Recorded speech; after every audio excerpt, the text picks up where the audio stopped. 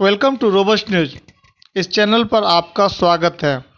हम सच्चाई और हकीकत को सामने आपके लाते हैं। इसमें हमारी पूरी टीम लगे रहती है। आपका सहयोग भी अपेक्षित है। हम आपके सहयोग का भी इंतज़ार करते हैं। अगर आप चैनल में नए हैं तो चैनल को सब्सक्राइब कर लीजिए और कमेंट में अपनी राय दें। और अगर आप कुछ डोनेट करना चाहते हैं, हमारे चैनल को सहयोग करना चाहते हैं, तो अबाउट के सेक्शन में जाने पर आपको हमारा अकाउंट नंबर मिल जाएगा। आप चैनल को कुछ सहयोग भी कर सकते हैं।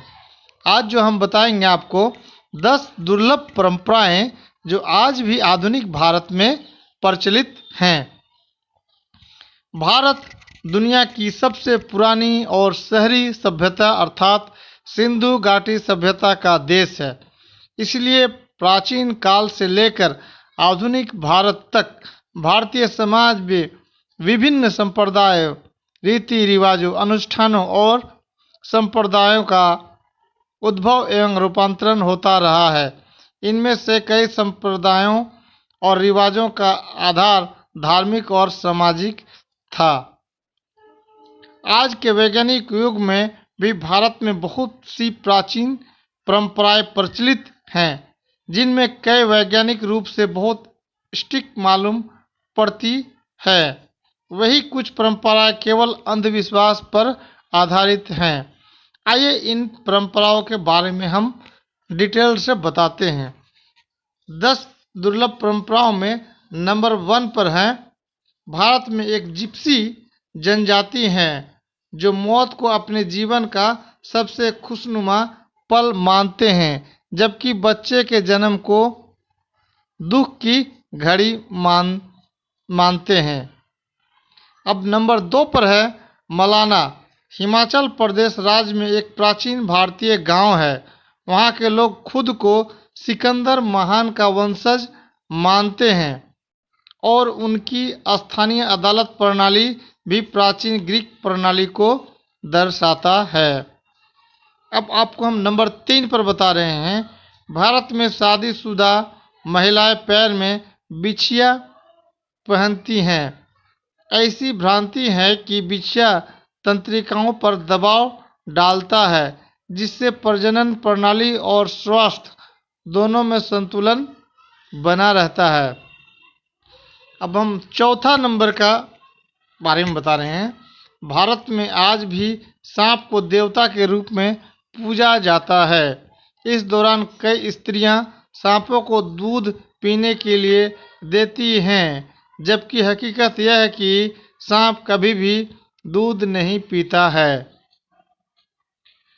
5 नंबर, कुछ दूर दराज के भारतीय गांवों में बच्चों को मंदिर के छत से नीचे फेंकने की प्रथा है और उन्हें नीचे वयस्कों द्वारा पकड़ा जाता है।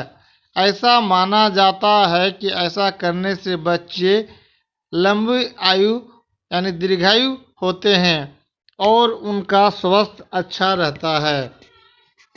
अब नंबर 6 पर प्राचीन देवदासी प्रणाली। प्राचीन देवदासी प्रणाली, जहां युवा लड़कियों को स्थानीय मंदिर में समर्पित किया जाता था और उनकी कौमार्ज को नीलामी की जाती थी।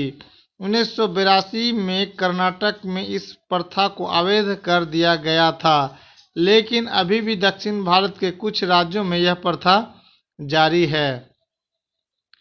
नंबर 7, भारत में 2004 के बाद से हर चुनाव में एक अकेले मतदाता के लिए जंगल में एक मतदान केंद्र की स्थापना की जाती है।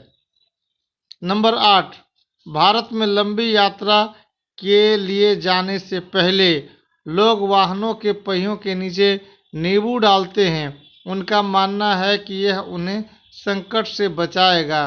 वे ऐसे ही उद्देश्य के लिए वाहन के सामने नारियल और अगरबत्ती भी जलाते हैं।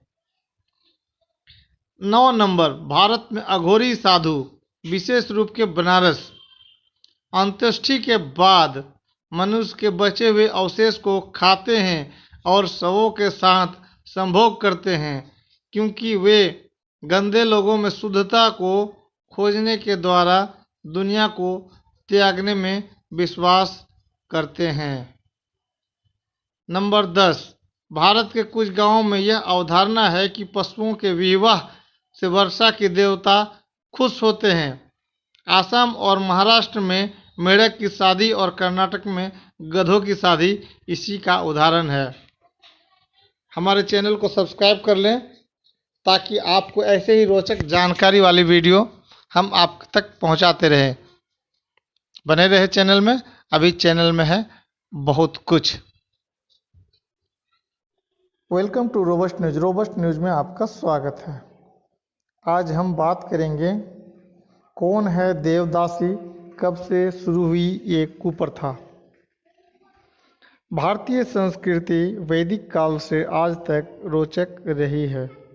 इस रोचकता में कई विविधताएं हैं, कई परंपराएं हैं, कई प्रथाएं हैं और ऐसी ही एक प्रथा है देवदासी प्रथा। हालांकि आधुनिक समाज के परिप्रेक्ष्य में यह प्रथा बहुत गलत है, लेकिन यह सदियों से चली आ रही है। इतिहासकारों का मानना है कि देवदासी प्रथा संभवतः 6वीं सदी में शुरू हुई थी। मान्यता है कि अधिकांश पुराण भी इसी काल में लिखे गए। देवदासियों का प्रचलन दक्षिण भारतीय मंदिरों में अधिक है। देवदासी का अर्थ होता है सर्वेंट ऑफ गॉड, यानी देव की दासी या पत्नी। एक अन्य मान्यता के अनुसार देवदासी कुप्रथा का आरंभ आर्यों के प्रवेश से पूर्व माना गया है। 3री शताब्दी में प्रारंभ इस प्रथा का मूल उद्देश्य धार्मिक था। चोल तथा पल्लव राजाओं के समय देवदासियां संगीत, नृत्य तथा धर्म की रक्षा करती थी। 11वीं शताब्दी में तंजौर में राजेश्वर मंदिर में 400 देवदासियां थी। सोमनाथ मंदिर में 500 देवदासियां थी। 1930 तक तिरुपति नाजागुड़ में देवदासी प्रथा थी। देवदासियों की 2 श्रेणियां होती हैं, पहली रंगभोग और दूसरी अंगभोग। पहली रंगभोग और दूसरी अंगभोग। दूसरी श्रेणी की देवदासियां मंदिर से बाहर नहीं जाती थी। यल्लमा देवी को समर्पित करने की रस्म शादी की तरह ही थी। कन्या की उम्र 5 से 10 वर्ष की होती है। उस समय कन्या का नग्न जुलूस मंदिर तक लाया जाता था। उसको फिर देवदासी के रूप में दीक्षित किया जाता है। समर्पण के बाद ये देवदासियां मंदिर और पुजारियों की संपत्ति हो जाती है। देवदासियां मंदिरों की देख रेख, पूजा पाठ के लिए सामग्री संयोजन, मंदिरों में नृत्य आदि के अलावा प्रमुख पुजारी, सहायक पुजारियों, प्रभावशाली अधिकारियों, सामंतों एवं कुलीन अभ्यागतों के साथ सेक्स करती थी, पर उनका दर्जा वेश्याओं वाला नहीं था। यह कुप्रथा भारत में आज भी महाराष्ट्र और कर्नाटक के कोल्हापुर, सोलापुर, सांगली, उस्मानाबाद, बेलगाम, बीजापुर, गुलबर्ग आदि में जारी है। कर्नाटक के बेलगाम जिले के सौदत्ती स्थित यल्लमा देवी के मंदिर में हर वर्ष माघ पूर्णिमा के दिन किशोरियों को देवदासी बनाया जाता है। कालिदास के मेघदूतम में मंदिरों में नृत्य करने वाली आजीवन कुंवारी कन्याओं का वर्णन मिलता है, जो संभवतः देवदासियां ही रही होंगी। प्रख्यात लेखक दुबोइस ने अपनी पुस्तक Hindu manners, custom and ceremonies में लिखा है कि प्रत्येक देवदासी को देवालय में नाचना गाना पड़ता था। साथ ही मंदिरों में आने वाले खास मेहमानों के साथ शयन करना पड़ता था। इसके बदले में उन्हें अनाज या धनराशि दी जाती थी। कैसी लगी खबर? देवदासी प्रथा अब भी प्रचलित है। देवदासी प्रथा अब भी प्रचलित और चर्चा में क्यों है?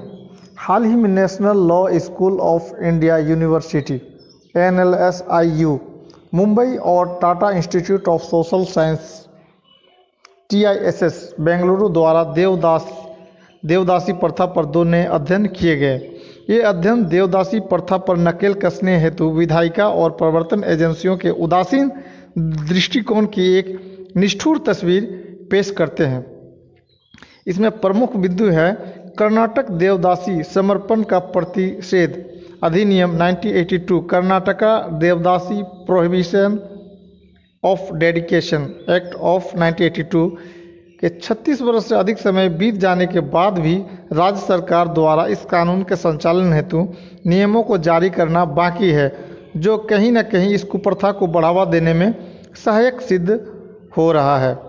देवी देवताओं को प्रसन्न करने के लिए सेवक के रूप में युवा लड़कियों को मंदिरों में समर्पित करने की यह कुप्रथा न केवल कर्नाटक में बनी हुई है, बल्कि पड़ोसी राज्य गोवा में भी फैलती जा रही है।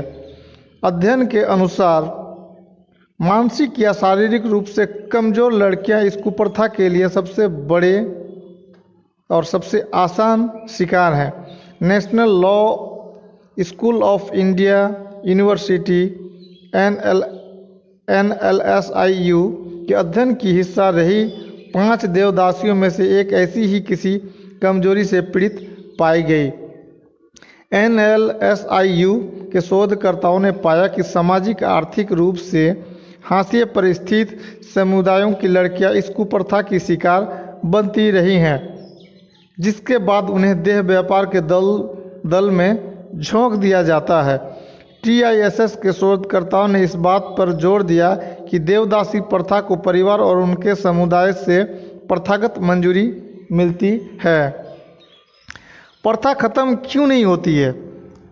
इसका जवाब खोजने पर देखिए क्या निकला। व्यापक पैमाने पर इस कुप्रथा के अपनाए जाने और यौन हिंसा से इसके जुड़े होने से संबंधित तमाम साक्ष्यों के बावजूद हालिया कानूनों जैसे कि यौन अपराधों से बच्चों का संरक्षण पोस्को अधिनियम 2012 और किशोर न्याय अधिनियम 2015 में बच्चों के यौन शोषण के एक रूप में इस कुप्रथा का कोई संदर्भ नहीं दिया गया है। भारत के अनैतिक तस्करी रोकथाम कानून या व्यक्तियों की तस्करी रोकथाम संरक्षण और पुनर्वास विधेयक 2018 में भी देवदासियों को यौन उद्देश्यों हेतु तस्करी के शिकार के रूप में चिन्हित नहीं किया गया है। अध्ययन ने यह रेखांकित किया है कि समाज के कमजोर वर्गों के लिए आजीविका स्रोतों को बढ़ाने में राज्य की विफलता भी इस प्रथा की निरंतरता को बढ़ावा दे रही है। देवदासी प्रथा है क्या? प्राचीन समय से ही हमारे समाज में तमाम कुरीतियों और अंधविश्वासों का बोलबाला रहा है, जो समय के साथ साथ व्यापक वैज्ञानिक चेतना के विकसित होने से धीरे धीरे लुप्त होते गए। किंतु हमारे समाज में आज भी कुछ ऐसी कुरीतियों और अंधविश्वासों का अभ्यास व्यापक पैमाने पर किया जाता है, जो 21वीं सदी के मानव समाज के लिए शर्मसार करने वाली है। इन्हीं कुरीतियों में से एक है देवदासी प्रथा। इस प्रथा के अंतर्गत देवी देवताओं को प्रसन्न करने के लिए सेवक के रूप में युवा जवान लड़कियों को मंदिर में समर्पित करना होता है। इस प्रथा के अनुसार एक बार देवदासी बनने के बाद ये बच्चियां ना तो किसी अन्य व्यक्ति से विवाह कर सकता है और ना ही सामान्य जीवन व्यतीत कर सकता है। खबर कैसी लगी? चैनल को सब्सक्राइब करें, कमेंट में अपनी राय दें। आपका दिन शुभ रहे। Thanks audience, thanks listener.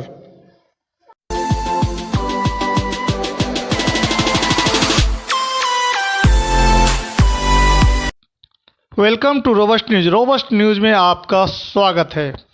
आज हम आपको एक ऐसी तगड़ी खबर से रूबरू कराएंगे कि आप जानकर आपको बड़ा आश्चर्य होगा। यहाँ किराए पर मिल जाती है दूसरों की बीवी, बाकायदा होता है एग्रीमेंट। शिवपुरी हिंदुस्तान में कई प्राचीन प्रथाएं हैं जो आज भी चल रही हैं। आज जब महिलाओं को आगे बढ़ाने और उनके अधिकारों के लिए कानून बनाए जा रहे हैं, उन्हें बराबरी का दर्जा दिया जा रहा है, ऐसे में यह प्रथा सभी को झकझोर देती है। ऐसी कुप्रथाओं ने देश को शर्मसार ही किया है। आपको बता रहे हैं कि महिला सशक्तिकरण के बीच आज भी कुप्रथा के कारण महिलाएं अपने शोषण से आज़ाद नहीं हो पा रही हैं। किराए पर पत्नी, यह शब्द आपको हैरान कर देंगे, लेकिन सच है कि 1 साल के लिए कुछ रकम देकर आप दूसरों की बीवी, बहू या बेटी को किराए पर ले जा सकते हैं।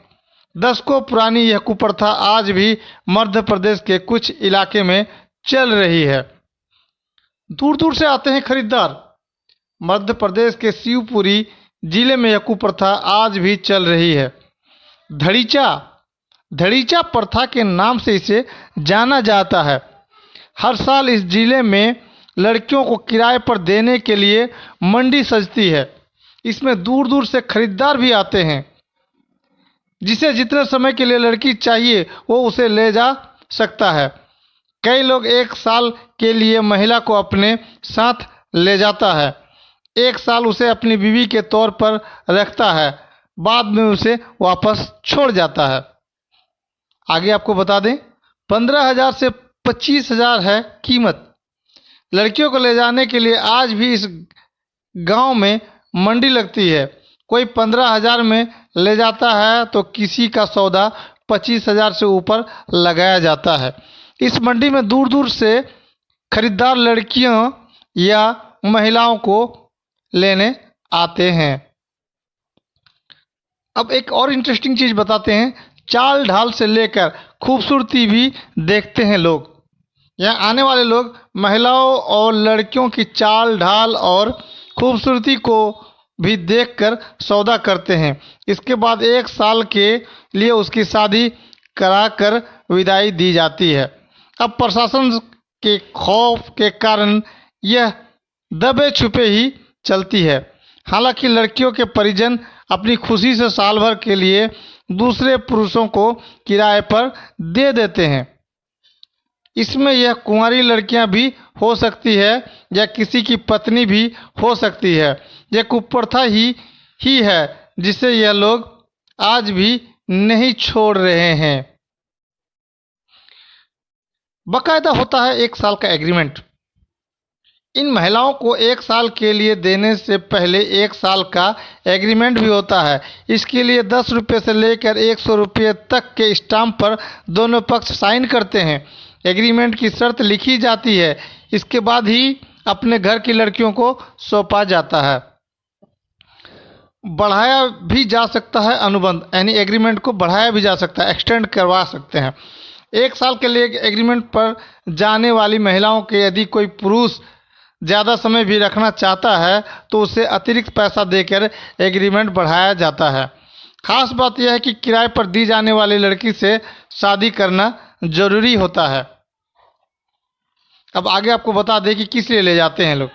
किसी को माँ की सेवा करवानी होती है, कोई शादी का नाटक करने के लिए किराए पर ले जाता है, किसी की शादी नहीं हुई है तो कुछ समय उसके साथ बिता सकता है। अब आपको एक और चीज़ बता दें, मध्य प्रदेश राज्य में लिंग अनुपात तेजी से बढ़ रहा है और शिवपुरी इलाके में इसका प्रभाव देखा जा सकता है। खराब लिंग अनुपात होने के कारण इस कुप्रथा को बढ़ावा मिल रहा है। यहाँ इसे धतीच प्रथा के नाम से जाना जाता है। इस कुप्रथा को बढ़ावा देने में महिलाएं भी बराबरी की जिम्मेदार हैं। कई बार पुलिस के सामने भी इस प्रकार की घटनाएं सामने आई, लेकिन महिलाएं ही इन अन्यायों के बारे में खुलकर बात नहीं करना चाहती। इसलिए कार्रवाई नहीं हो पाती। मध्य प्रदेश के अलावा अन्य राज्यों में भी फैली है यह कुप्रथा। अब आपको कुछ उदाहरण भी दे देते हैं। 2006 में गुजरात के भरूच में नेत्रगंज तालुका में एक मामला उजागर हुआ था। अता प्रजापति नाम का एक व्यक्ति अपनी पत्नी लक्ष्मी को मेहसाना में एक पटेल के साथ रहने के लिए छोड़ गया था। उसे 8,000 रुपये महीना किराया मिल रहा था। इसमें भी एजेंट और बिचौलिए ने गरीब परिवार को बढ़ावा देने का काम किया। वे पैसा का लालच देकर महिलाओं को बेचने के काम में दलाली करने लगे। गुजरात के ही मेहसाना, पाटन, राजकोट और गांधीनगर जैसे जिलों में महिलाओं की कमी ने एजेंटों और गरीब परिवारों को पैसा कमाने का एक जरिया दे दिया। बताते हैं कि इस काम में दलाल 65-70 हज़ार रुपये तक कमाते हैं और गरीब आदिवासी परिवारों को उनकी बेटियों के लिए 15 से 20 हज़ार देते हैं। आदिवासी युवा महिलाओं को 500 रुपये से लेकर 60,000 रुपये तक में किराए पर उपलब्ध कराते हैं और यह इस बात पर निर्भर करता है कि युवा महिला का परिवार कितना गरीब है और उसे पैसों की कितनी ज़रूरत है। एक दलाल के मुताबिक 1.5 लाख रुपये से लेकर 2 लाख रुपये प्रति माह कमा रहे हैं। और आपको एक और बहुत बड़ी बात की खुलासा करते हैं, क्योंकि ये है रोबस्ट न्यूज, अंदर तक की खबर को बाहर निकालते हैं। मीडिया रिपोर्ट के मुताबिक मध्य प्रदेश में चलने वाली यह कुप्रथा कई दशकों से चल रही है, जिसे रोकने के लिए कोई प्रयास नहीं हुए। हालांकि इस दिशा में 1-2 NGO पहल कर चुके हैं। ऐसा लगता है कि गरीब परिवारों की महिलाएं और लड़कियों की कीमत जानवरों से भी गई गुजरी है, यानी भेड़ बकरियां समझी जाती है बेटियों को। केंद्र सरकार की योजना बेटी बचाओ बेटी पढ़ाओ के बाद भी हमारे देश में बेटियों को भेड़ बकरियों की तरह समझा जाता है। खबर कैसी लगी? चैनल को सब्सक्राइब करें, कमेंट में अपनी राय दें। आपका दिन शुभ रहे। अब हम आपको लेके चलते हैं खबर की दूसरी ओर, जो कि जहांगीरपुर दिल्ली की है। बने रहेंगे चैनल पर। Welcome to robust news. Robust news में आपका स्वागत है। आपको हम बता दें कि रोबस्ट का अर्थ होता है बहुत ही तगड़ा, यानी बहुत ही मजबूत और बहुत ही स्ट्रांग, और न्यूज का अर्थ होता है खबर। रोबस्ट न्यूज यानी कि बहुत ही तगड़ा खबर जिसका कोई तोड़ नहीं हो। तो रोबस्ट न्यूज में आपका स्वागत है। बीते 4 दिनों में जहांगीरपुरी में जो कुछ भी घटित हुआ, उसने इस देश की निकृष्टतम और श्रेष्ठतम दोनों तस्वीरों को साफ कर दिया है। इस छोटी सी अवधि में ही हम जान गए हैं कि भारत को पूरी तरह से तबाह कैसे किया जा सकता है। साथ ही यह भी कि अगर उसे बचाना है तो क्या करना होगा। जहांगीरपुरी की घटनाओं ने भारत का निकृष्टतम और श्रेष्ठतम दिखला दिया है। 2 दिनों में ही हमें मालूम हो गया है कि भारत को पूरी तरह से तबाह कैसे किया जा सकता है, और यह भी कि अगर उसे बचाना है तो क्या करना होगा।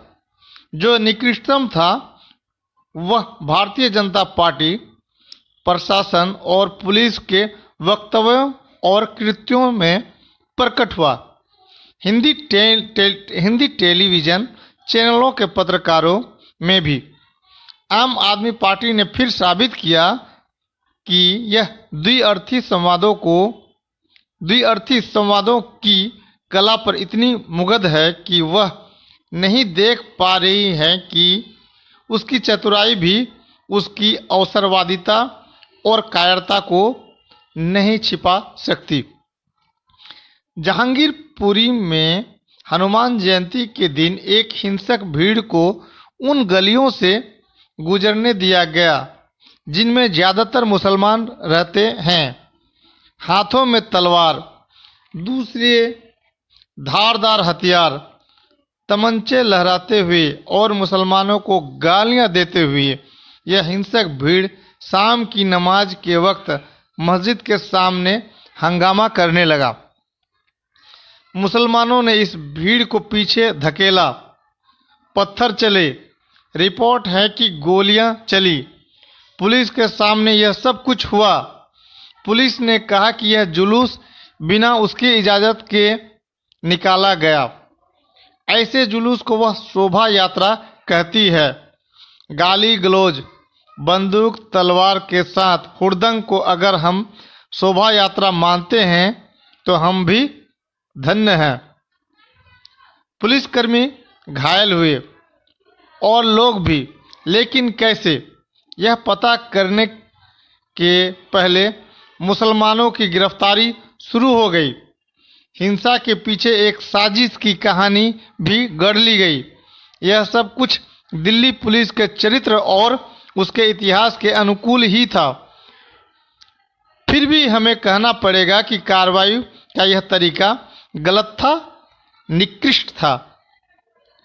पुलिस ने अपने धर्म का त्याग पूरी तरह कर दिया है। पुलिस ने अपने धर्म का त्याग पूरी तरह कर दिया है। यह भारतीय जनता पार्टी की राजनीतिक परियोजना को लागू करने वाला दंडात्मक बल मात्र बनकर रह गई है। इसमें उसे आनंद भी आ रहा है। सारी प्रक्रियाओं को धत्ता बताकर मुसलमानों के खिलाफ द्वेषपूर्ण हिंसा में भाग लेना, बल्कि उसे कानूनी जामा पहनाना ही दिल्ली पुलिस का मुख्य काम रह गया मालूम पड़ता है। पुलिस ने इस हिंसा के बाद एक बार बयान जारी किया कि बिना अनुमति जुलूस निकालने के लिए उसने विश्व हिंदू परिषद के नेता को नोटिस जारी की।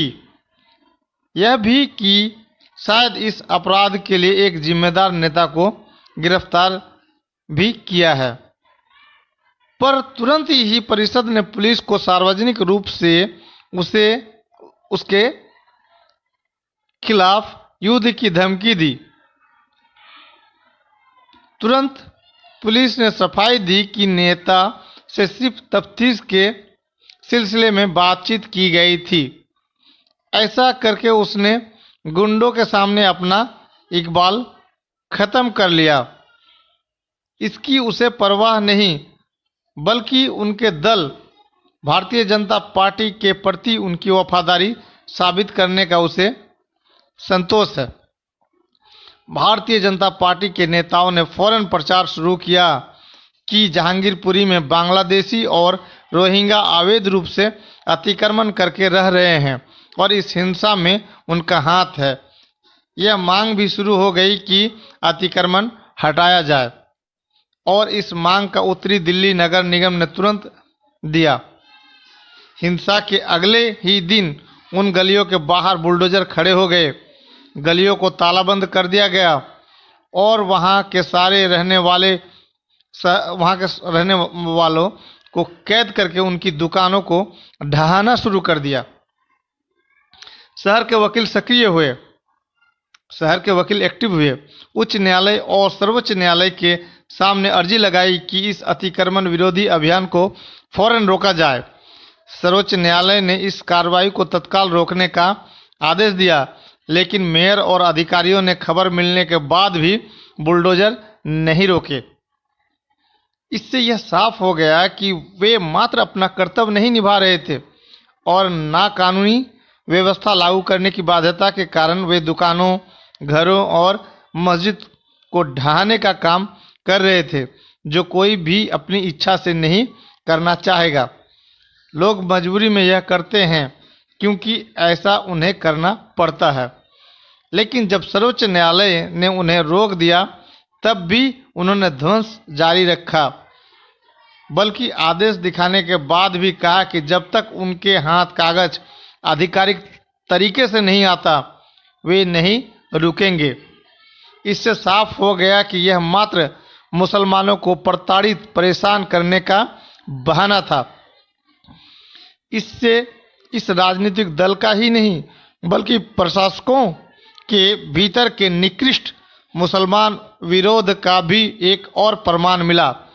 चूंकि अभी भी उन्हें प्रक्रिया की आड़ लेनी है, तो इस विध्वंस में हिंदू भी चपेट में आ गए, लेकिन इरादा साफ था।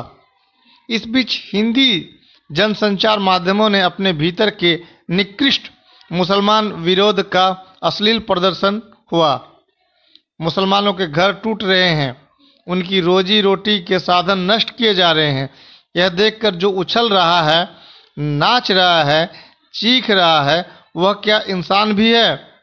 पत्रकार होने की बात तो छोड़ ही दीजिए, यह निकृष्टता टेलीविज़न के पर्दों से हमारे घरों में गलाजात फैला रही है, लेकिन इसमें हमें मज़ा आ रहा है। इस घटियापन के बिना वह क्रूरता संभव नहीं थी जो भारतीय जनता पार्टी की राजनीति का स्वभाव है। घटियापन आम आदमी पार्टी के नेताओं के बयानों में था, जब उन सब ने कहा कि बांग्लादेशी और रोहिंग्या लोगों को भाजपा बसा रही है ताकि वह दंगा करा सके। यह भी उन्होंने कहा कि भाजपा गुंडों और लफंगों की पार्टी है, लेकिन इससे उनकी चतुराई छिपाई नहीं छिपती। उनके बयान में बांग्लादेशी और रोहिंग्या के बहाने मुसलमानों के खिलाफ घृणा प्रचार है, लेकिन वह समझने वाले सब समझ रहे हैं। आम आदमी पार्टी की यह चतुराई इसलिए और भी क्रूरतापूर्ण है कि वह जिन्हें बाहरी कह रही है वे उसके मतदाता रहे हैं। उनके बल पर वह सत्ता में आई है और अब उनका इस्तेमाल करके वह मुसलमानों के खिलाफ पूर्वाग्रह और घृणा को और गाढ़ा कर रही है। उसके समर्थक यह कहकर उसकी वकालत करते रहे हैं कि वह हिंदू भले ही दिखे, मुसलमान विरोधी नहीं, लेकिन उसके हर बयान से जाहिर होता है कि वह मुसलमानों के खिलाफ घृणा का खुलकर इस्तेमाल करती है।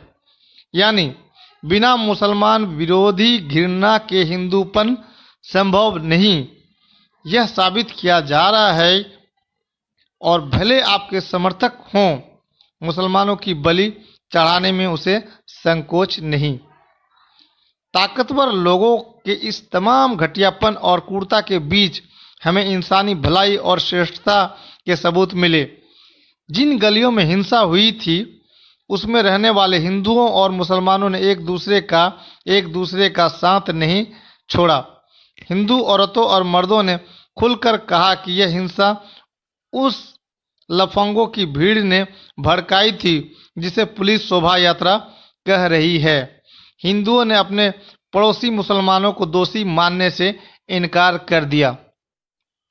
मुसलमानों ने भी अपनी नागरिकता का दावा इस हिंसा के बावजूद बरकरार रखा। राजकीय हिंसा के सामने ऐसा करने के लिए खासी हिम्मत चाहिए। वह हिम्मत असाधारण नहीं है, यह जहांगीरपुरी के निवासियों ने बतला दिया है।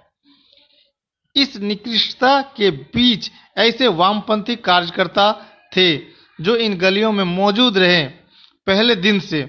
अगले दिन जब बुलडोजर रुक नहीं रहे थे तो मार्क्सवादी कम्युनिस्ट पार्टी के बृंदा क्रात और हन्नान मुल्ला वहां पहुंचे और बुलडोजर के सामने खड़े हुए। कोई कारण न था कि वे वहां जाते। संसदीय राजनीति के घटिया तर्क से उनके वोटर यहाँ नहीं हैं। अगर कोई यह आरोप लगाए कि वे बंगाल को ध्यान में रखकर ऐसा कर रहे हैं तो इससे उसका घटियापन जाहिर होता है। बंगाल में चुनाव हो चुके हैं और इस अच्छाई की स्मृति बंगाल की व्यवहारिक बाध्यता के आगे याद रखी जाएगी, उसमें शक है। निश्चय ही माकपा के नेता किसी फायदे के लिए यह नहीं कर रहे थे। और उन वकीलों को याद रखिए जिन्होंने अदालतों दरवाजे खटखटाए। यह सब कुछ वह है जिसके सहारे हम उस निकृष्ट क्रूरता से लड़ सकते हैं जो हमें दलदल में घसीट रही है। खबर कैसी लगी? चैनल को सब्सक्राइब करें, कमेंट में अपनी राय दें। एक बिल्ली अपने बच्चे को 7 दरवाज़ा दिखाती है, तब जाके बिल्ली का आँख खुल जाती है, बिल्ली देखने लगता है। इन भारतीय मुसलमानों की आँख कब खुलेगी ये आप कमेंट बॉक्स पर लिख सकते हैं। आपका दिन शुभ रहे। Thanks audience, thanks listener.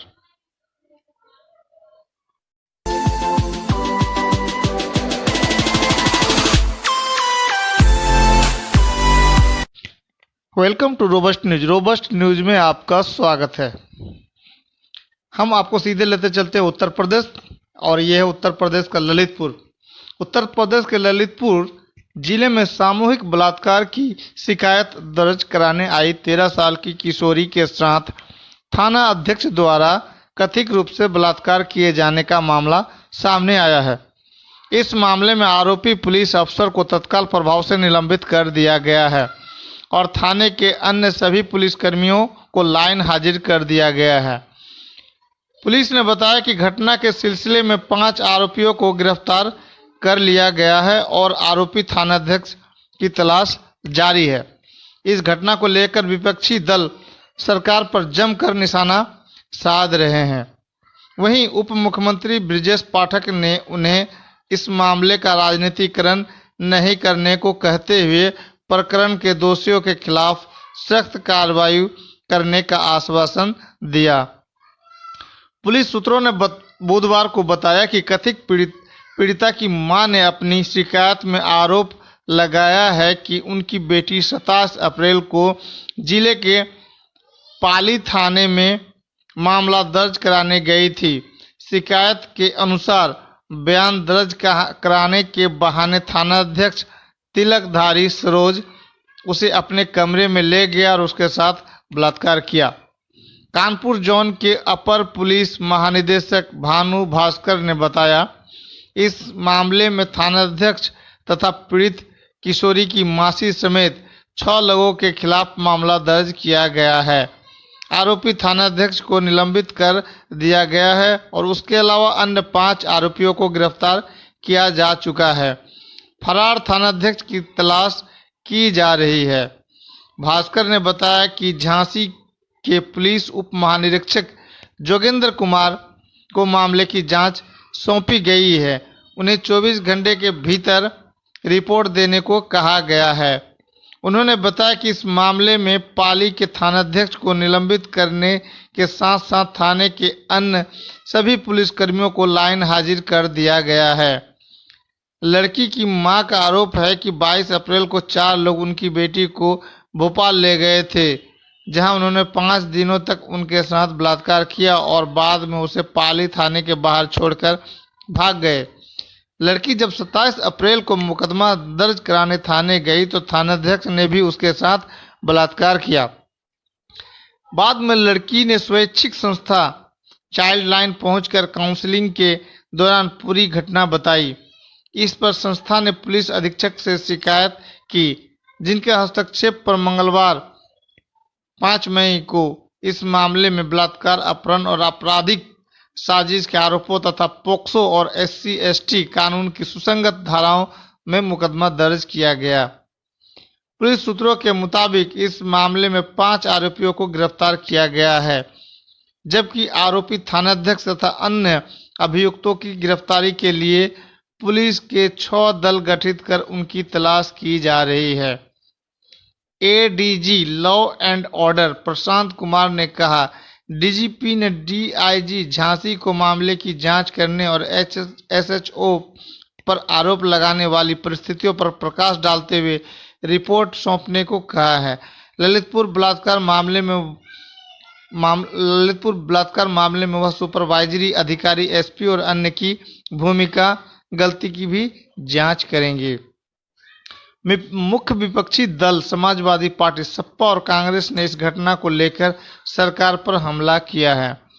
Sapa ने एक ट्वीट कर कहा, भाजपा सरकार में सबसे बड़ा सवाल यह है कि किस पर भरोसा किया जाए और किस पर नहीं। ललितपुर में बलात्कार की शिकायत करने पहुंची नाबालिग से थाने में ही SO थानाध्यक्ष ने की दरिंदगी। अब CM मुख्यमंत्री बताए, पीड़ित बेटियां जाएं तो जाएं कहां? पीड़िता की सुरक्षा का इंतजाम कर दोषियों को मिले कठोरतम सजा। पार्टी ने एक अन्य ट्वीट में बताया कि सपा अध्यक्ष और उत्तर प्रदेश के पूर्व मुख्यमंत्री अखिलेश यादव पीड़ित बच्ची के परिजनों से मुलाकात के लिए ललितपुर रवाना हो गए हैं। सपा के मीडिया सेल ने एक पुलिस अधिकारी का वीडियो ट्वीट करते हुए लिखा है, योगी जी की पुलिस निरंकुश हो चुकी है। चंदौली में एक मासूम बेटी के साथ रेप और हत्या के आरोपों के बाद यूपी की योगी जी की पुलिस पर ललितपुर के पाली में पुलिस वालों द्वारा सामूहिक बलात्कार का आरोप लगा है। वसूली, हत्या, अपहरण, फिरौती के बाद अब यूपी पुलिस रेप और गैंगरेप भी करने लगी है। कांग्रेस महासचिव और पार्टी की उत्तर प्रदेश प्रभारी प्रियंका गांधी वाड्रा ने भी सिलसिलेवार ट्वीट कर इस घटना पर सरकार का घेराव किया। उन्होंने कहा, ललितपुर में 13 साल की बच्ची के साथ गैंगरेप, सामूहिक बलात्कार और फिर शिकायत लेकर जाने पर थानेदार द्वारा बलात्कार की घटना दिखाती है कि बुलडोजर के शोर में कानून व्यवस्था के असल सुधारों को कैसे दबाया जा रहा है। अगर महिलाओं के लिए थाने ही सुरक्षित नहीं होंगे तो वे शिकायत लेकर जाएंगे कहां। उन्होंने एक अन्य ट्वीट में कहा, क्या उत्तर प्रदेश सरकार ने थानों में महिलाओं की तैनाती बढ़ाने, थानों को महिलाओं के लिए सुरक्षित बनाने के लिए गंभीरता से सोचा है। कांग्रेस पार्टी ने अपने महिला घोषणा पत्र में महिला सुरक्षा के लिए कई महत्वपूर्ण बिंदु रखे थे। आज ललितपुर है। ऐसी घटना को रोकने के लिए महिला सुरक्षा और महिला हितैषी कानून व्यवस्था के लिए गंभीर कदम उठाने ही होंगे। इस बीच उत्तर प्रदेश के उप मुख्यमंत्री ब्रजेश पाठक ने विपक्षी दलों से कहा कि वे आपराधिक मामलों का राजनीतिकरण न करें। उन्होंने कहा, पीड़ित हमारी बेटी है और उसके साथ कुछ गलत हुआ है तो सरकार सख्त कार्रवाई करेगी और दोषी को किसी कीमत पर नहीं बख्शेगी। उन्होंने कहा, सरकार इस मामले को फास्ट ट्रैक अदालत में ले जाएगी और घटना में शामिल पुलिस कर्मियों के खिलाफ इतनी सख्त कार्रवाई होगी कि उनकी अगली पीढ़ियां तक करार उठेगी। उनके खिलाफ राष्ट्रीय सुरक्षा कानून के तहत कार्रवाई होगी और किसी को भी बख्शा नहीं जाएगा। सपा अध्यक्ष अखिलेश यादव के पीड़ित परिवारों से मुलाकात के लिए ललितपुर रवाना होने के बारे में पूछने पर पाठक ने कहा, वह सोचते हैं कि कुछ हो सकता है तो वह अपना राजनीतिक पर्यटन शुरू कर देते हैं। कांग्रेस महासचिव प्रियंका गांधी वाड्रा के बयान पर उन्होंने कहा, उन्हें राजस्थान और छत्तीसगढ़ में महिलाओं की स्थिति देखनी चाहिए। मालूम हो कि इससे पहले बीते 1 मई को उत्तर प्रदेश में चंदौली जिले के सैयदराज क्षेत्र में पुलिस की दबिश के दौरान संदिग्ध परिस्थितियों में एक युवती की मौत हो गई थी। इस मामले में निलंबित थानाध्यक्ष समेत 6 पुलिसकर्मियों के खिलाफ गैर इरादतन हत्या का मामला दर्ज किया गया है। सैयद राजा थाना क्षेत्र के मनराजपुर गांव में पुलिस का एक दल एक बालू कारोबारी कन्हैया यादव को पकड़ने के लिए उसके घर पहुंचा था। यादव के खिलाफ गैर जमानती वारंट जारी हुआ था।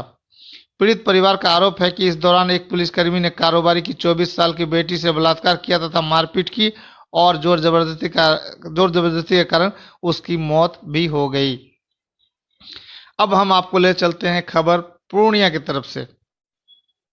पूर्णिया में सीसाबाड़ी नाम का एक जगह है जहां चोरों ने ट्रैक्टर की बैटरी गायब किया है।